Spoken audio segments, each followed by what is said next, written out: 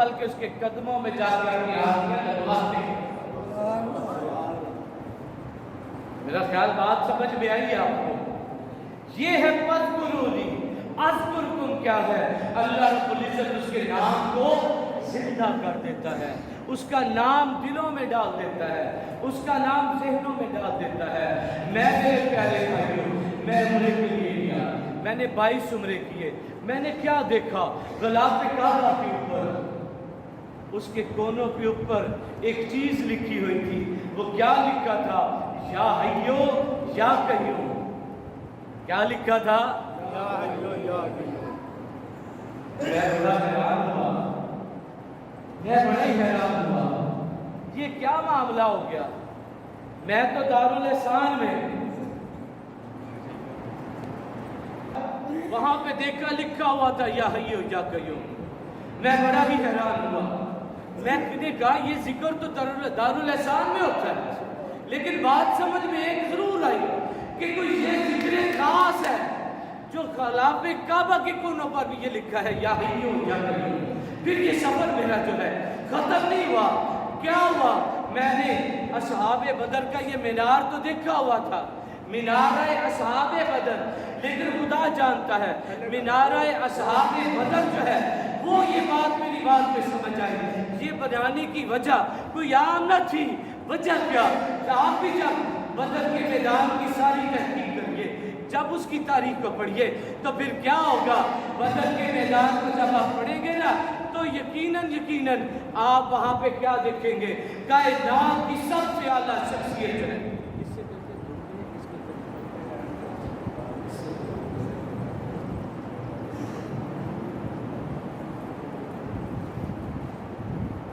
پوری تاریخ کو پڑھیے، بدر کی تاریخ، تو میں نے بدر کی جب تاریخ کو پڑھا تو پھر کائنات کی سب سے افضل شخصیت ان کے قریب کھڑا ہے ان کا یارگار، اور کہہ رہا ہے یا رسول اللہ، یا رسول اللہ آپ بس کریے، آپ نے جو فرما دیا ہے، آپ نے جو عرضیں کر دی ہے، اس سے آگے اب کچھ نہیں، آپ کا اللہ آپ کو رسوا نہ کرے گا۔ کائنات کی سب سے افضل شخصیت میرے آقا رب رحیم خاتم الانبیاء والمرسلین،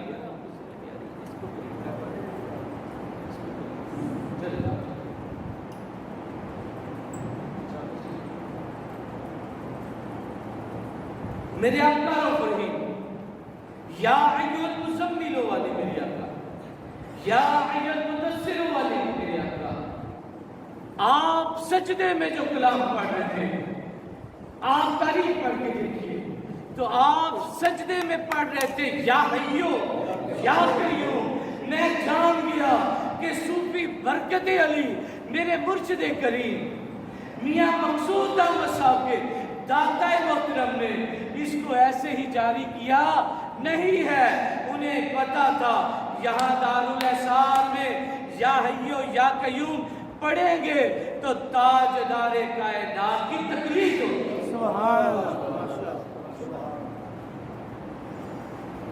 آج ہم بڑے بڑے نام لیتے ہیں، میں بات کو سمجھا رہا ہوں، آپ کو تقریر نہیں ہو رہی، غوث اعظم پہ اعتراض آ رہا ہے، لیکن آج تک ہمارے دوستوں کو پتہ ہی نہیں غوث کا معنی ہم سمجھتے ہیں فریاد رس، غوث کے معنی ہے غوطہ زن ہونے والا، بحر انوار الہیہ میں غوث غیاث اغواث، اللہ کے انوار و تجلیات کے اس بحر بے کرام میں جو غوطہ زن ہونے والا سب سے بڑا ہے اسے غوث اعظم کہتے ہیں۔ پیران پیر کو یہ لقب اس لیے ملا کہ رب کی یاد میں اس کی محبتوں میں اتنے گم ہوئے کہ انہیں یاد ہی نہ رہا، انہیں یاد نہ رہا، بلکہ انہوں نے سوچا ہی نہ اگر وہ ہیرے جواہرات لگے ہوئے وہ جبہ بھی پیش کرتا تو آپ اگر کسی نے پیش کیا تو اگلا کوئی آیا تو آپ نے اربوں کروڑوں روپے کا وہ جبہ، ہزاروں روپے کا جبہ کسی اور کی نہیں۔ صوفی ولی اس کو کہتے ہیں جس کو نہ کسی کے جانے کا غم۔ اب غوث اعظم کا وہ نظام چلا تو کہاں پہ آیا؟ دارالحسان۔ تاریخ پڑھیے گا تو باتیں کر رہا ہوں۔ لوگوں نے بڑے بڑے قیمتی جبے پیش کیے، آپ نے لوگوں کی محبتوں میں کسی کی دل آزاری نہ ہو، آپ نے وہ جبہ پہنا بھی، لیکن دوسرے ہی لمحے کسی اور کو عطا کر کے پیران پیر کی رسم کو ادا کر دیا۔ سبحان اللہ۔ دوستان عزیز، غوث اسے کہتے ہیں جو اس کی محبتوں میں، رحمتوں کی اس دریا میں جو ہر وقت ڈوبا رہے، مجذوب۔ ایک ہوتا ہے جاذب، ایک ہوتا ہے جاذب، ایک ہوتا ہے مجذوب۔ جاذب یہ جو فوم ہے، اس پہ جب ہم پانی ڈالیں تو فوم کے اندر جو پانی گیا اسے کیا کہتے ہیں؟ مجذوب۔ جو فوم کے اندر پانی ہے وہ کیا ہے؟ مجذوب۔ وہ جو فوم ہے وہ کیا ہے؟ وہ جاذب ہے۔ مجذوب اسے کہتے ہیں جو اس کی محبتوں میں گم ہو جائے، اسے نہ باہر کی پرواہ ہے نہ اپنی ذات کی پرواہ ہے، اسے کیا کہتے ہیں؟ مجذوب کہتے ہیں۔ مجذوب اب فوم سے وہ پانی جو ہے اپنی مرضی سے نکل سکتا نہیں، اپنی ساری صلاحیتوں کو، اپنی ساری مرضیوں کو اس نے کیا ہے؟ اس کے اندر رکھ دیا ہے۔ اسے کیا کہتے ہیں؟ مجذوب کہتے ہیں۔ مجذوب نہ اپنی مرضی سے کھاتا ہے، نہ اپنے لیے کھاتا ہے، نہ اپنے لیے سوتا ہے، نہ اپنے لیے کوئی اور کام کرتا ہے، سب کچھ اس کے لیے کرتا ہے۔ کیا ہے؟ کہیں بھی آنکھوں کا ہسپتال بناتا ہے، کہیں پہ قیدیوں کی خدمت کرتا ہے، کہیں پہ مسافروں کی خدمت کرتا ہے۔ میں نے پوچھا یہ بابا یہ کیوں کر رہا ہے؟ انہوں نے کہا یہ بابا اس کی محبتوں میں ایسا گم ہو گیا، اس کی محبت کی سوا اسے کچھ یاد ہی نہیں۔ سبحان۔ آپ ہر وقت اللہ کے شکر گزار رہیے کہ آپ اس دور کے مجدد کے مرید اور خادم نے اپنے دربار پہ حاضر ہو۔ پھر میری بات کو اور سمجھیے، ہمارے ہاں ایک ٹرم ہے جو قرآن پاک حفظ کر لیتا ہے، اسے ہم حافظ صاحب کہتے ہیں۔ یار ان کو حافظ صاحب کیوں کہتے ہو؟ جنہوں نے سارا قرآن زبانی یاد کر لیا۔ ہم قرآن کو زبانی یاد کرنے والے کو حافظ کہتے ہیں۔ یارا حافظ کا اصل معنی حافظ تو ہے آفز سے، آفز کے معنی ہے محافظ کے، اصل ہے آفز، آفز کے معنی ہے محافظ، محافظ ہے حافظ، محافظ سے کہہ رہا ہے حافظ، یعنی جو قرآن پاک کا محافظ ہو گیا اسے ہم کیا کہتے ہیں؟ حافظ کہتے ہیں۔ یعنی اب وہ قرآن اس نے سینے میں رکھ لیا، اب وہ قرآن کا کیا بن گیا؟ محافظ۔ اور آپ سب تشریف فرما ہے قرآن پاک میں اللہ نے فرمایا ہے اس میں کوئی شک نہیں ہے، اور میں قرآن کی حفاظت فرمانے والا ہوں۔ اوہ سونے ربا، محافظ قرآن کا تو ہے، ہم نے اس لڑکے کو محافظ حافظ کہنا شروع کر دیا۔ یا اللہ حافظ تو ہے، حافظ تو تو ہے، یہ لڑکا کیسے حافظ ہو گیا؟ وہ میری بات کو سمجھیے، اس کو سمجھیے گا، ہم اللہ کے بندوں کو اللہ نہیں کہتے دوست دن کا، غوث اعظم کو رب نہیں کہتے، وہ خدا نہیں، وہ خدا نہیں، مگر خدا سے پھر بھی جدا نہیں۔ بات کو سمجھیے، میں تقریر نہیں کر رہا ہوں جس میں ہم واہ واہ سبحان اللہ میں پڑھ جاتے ہیں، میں اپنے دربار، اپنے مرشد کے دربار کی بات کو آپ کو سمجھا رہا ہوں۔ یا اللہ محافظ تو ہے، یہ کیا ہو گیا؟ بات سمجھ نہیں آ رہی، قرآن کا محافظ۔ بات یہاں پہ یہ سمجھ آئی، میرے سمجھ آئی، یہ خدا نہیں ہے، یہ اللہ نہیں ہے، یہ رب نہیں ہے کہ یہ قرآن کے محافظ ہوگی، محافظ میں ہوں تو یا اللہ بھی نہیں ہے، اللہ بھی نہیں، عین اللہ بھی نہیں، تو پھر یہ کیا ہے؟ فرمان جاری ہو گیا، نہ یہ اللہ ہے نہ یہ عین اللہ ہے، یہ حزب اللہ ہے۔ سبحان اللہ، یا رکھو نا سبحان اللہ، سبحان اللہ۔ یہ خدا نہیں ہے، بخدا نہیں ہے، یہ اللہ نہیں ہے، عین اللہ بھی نہیں ہے، کیا ہے؟ یہ حزب اللہ ہے، یہ میری فوج ہے۔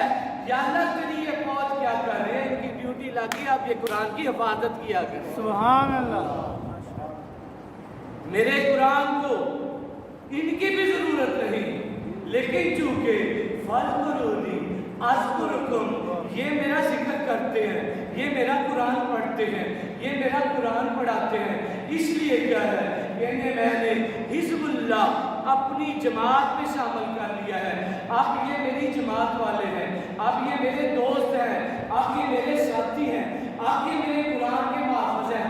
یا اللہ آپ یہ تیرے قرآن کے محافظ بن گئے تو یہ حفاظت کیسے ہے؟ یا اللہ ذرا سمجھا دے، میرے رب نے مجھے سمجھایا، یہ میرے قرآن کے محافظ یوں ہے، جہاں جہاں پہ یہ صوفی میرا، یہ میرا برکت علی جو ہے، یہ جہاں جہاں بھی جائے گا میرے قرآن کی حفاظت کرے گا۔ جہاں یہ جائے گا کبھی دائیں قرآن محل بنائے گا، کبھی بائیں قرآن محل بنائے گا، یہ میرے قرآن کا محافظ ہو گیا، اب اس کا میں محافظ بن گیا۔ سبحان اللہ۔ یہ میرے قرآن کا محافظ بن گیا، اب میں اس کا محافظ بن گیا۔ فَاذْكُرُونِی أَذْكُرْكُمْ، یا اللہ اب یہ بات سمجھ میں آ گئی کہ جو تیرا ہو جاتا ہے تو اس کا ہو جاتا ہے۔ اور میرے بات سرکار کے حوالے سے حدیث قدسی آپ کے پیچھے گزار کر صرف 2 یا 3 منٹ کی بات، اللہ فرماتا ہے پھر کیا ہوتا ہے؟ فَاذْكُرُونِی أَذْكُرْكُمْ کا میں انعام دیتا۔ کیسے؟ حدیث قدسی سنا رہا ہوں، اللہ نے فرمایا پھر کیا ہوتا ہے؟ میں اس کی آنکھیں بن جاتا ہوں، میں اس کے ہاتھ بن جاتا ہوں، میں اس کے کان بن جاتا ہوں، میں اس کے پیر بن جاتا ہوں۔ اللہ سمجھ نہیں آ رہی تو کیسے بن جاتا ہے؟ پھر بات یہ سمجھ آئی، اس کا دیکھنا میرا دیکھنا ہے، وہ دیکھتا ہے۔ مومن کی فراست سے ڈرو کہ وہ اللہ کے نور سے دیکھتا ہے۔ مومن کی فراست سے ڈرو کہ وہ اللہ کے نور سے دیکھتا ہے۔ یا اللہ اب سمجھ آئی بات آپ کے بھی، آپ سب کے بھی، میرے بھی، صوفی برکت علی آپ اس کا فَاذْكُرُونِی أَذْكُرْكُمْ کا انعام کیا ہے؟ اس کا دیکھنا میرا دیکھنا ہے، اس کا بولنا میرا بولنا ہے، اس کا سننا میرا سننا ہے۔ یا اللہ اس کا چلنا میرا چلنا کیسے ہوا؟ یعنی وہ دیکھتا ہے تو ایسا دیکھتا ہے کہ قلبوں پر بھی، سینوں پر بھی اس کی نظر ہوتی ہے، اس کی سماعتیں یا حیو یا قیوم کے ذکر سے خالی نہیں ہوتی۔ وہ بولتا ہے تو میری بولی بولتا ہے، جو میں کہتا ہوں، جو میں چاہتا ہوں وہ بولتا ہے۔ اس کا چلنا جو ہے وہ نیکی اور ہدایت کی طرف ہوتا ہے، یعنی جہاں جہاں بھی اس کے قدم لگتے ہیں وہاں وہاں فضل ہو جاتا ہے، جہاں جہاں وہ دیکھتا ہے وہاں پہ رحمتیں ہو جاتی ہیں، جہاں جہاں پہ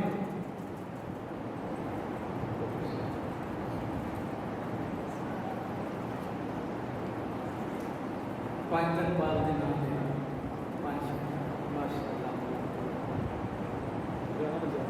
میں نے جہاں بھی دیکھا اسی کا تذکرہ دیکھا۔ خدا جانتا ہے میں نے مکے میں 22 سورے نہیں کیے، مکے میں دیکھا تو یا حیو یا قیوم دیکھا۔ میں نے بدر کے مقام پر میں خود گیا، میں نے کہا مجھے وہ مقام تو دکھاؤ جہاں پہ بدر کے اصحاب تھے، یہ منارہ بدر تو دیکھا ہے میں نے، بدر کے مقام کو تو دکھاؤ۔ خدا جانتا ہے میں بدر کے اس مقام پر بھی گیا تو وہاں پہ میری سماعتوں نے جس بات کو دیکھا وہ ایک ہی چیز تھی، جس ذکر کو دیکھا ایک ہی ذکر تھا۔ وہ ذکر کیا تھا؟ بدر میں بھی اپنے نبی کو دیکھا تو یا حیو یا قیوم میں دیکھا، اگر یہاں پہ دارالاحسان میں دیکھا تو یا حیو یا قیوم دیکھا۔ حی کا معنی کیا ہے؟ زندہ، زندہ جو ہمیشہ سے زندہ ہے، جو ہمیشہ زندہ رہے گا، جس کو موت نہیں ہے، جس کے نام کو موت نہیں ہے۔ قیوم کے معنی کیا ہے؟